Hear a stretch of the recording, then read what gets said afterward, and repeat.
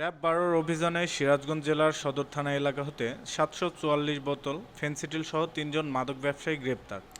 মোহাম্মদ মারুফ Hossain PPM অধিনায়ক RAB ১২ সিরাজগঞ্জের দিক নির্দেশনায় এবং র্যাবের গোয়েন্দা শাখার সহযোগিতায় গত ১৬ সেপ্টেম্বর ২০২৪ খ্রিস্টাব্দ দুপুর ১২টা ৪৫ ঘটিকায় র্যাব ১২ ব্যাটালিয়ন সদর কোম্পানির একটি চৌখস আভিযানিক দল সিরাজগঞ্জ জেলার সদর থানাধীন কাজীপুর হতে সিরাজগঞ্জ শহরগামী কাঠের পুল নামক ব্রিজের উপর একটি মাদক বিরোধী অভিযান পরিচালনা করে অভিনব কায়দায় মাদক পরিবহনকালে ৭৪৪ বোতল ফেনসিডিল সহ ৩ জন মাদক কারবারিকে গ্রেপ্তার করতে সক্ষম হয়।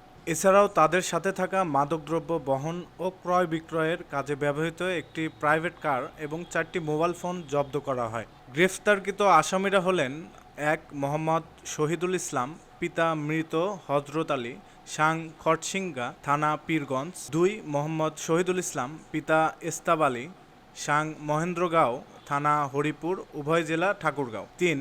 মোহাম্মদ শাহানুর ইসলাম, পিতা মোহাম্মদ মোকসেদ আলী, সাং ভেরভেরি, থানা খানসামা, জেলা দিনাজপুর। প্রাথমিক জিজ্ঞাসাবাদে জানা যায় যে আসামিরা দীর্ঘদিন যাবৎ লোকচক্ষুর আড়ালে সিরাজগঞ্জ জেলার সহ দেশের বিভিন্ন জেলায় তাদের ব্যবহৃত মোবাইল ফোনের যোগাযোগের মাধ্যমে মাদকদ্রব্য ফেনসিডিল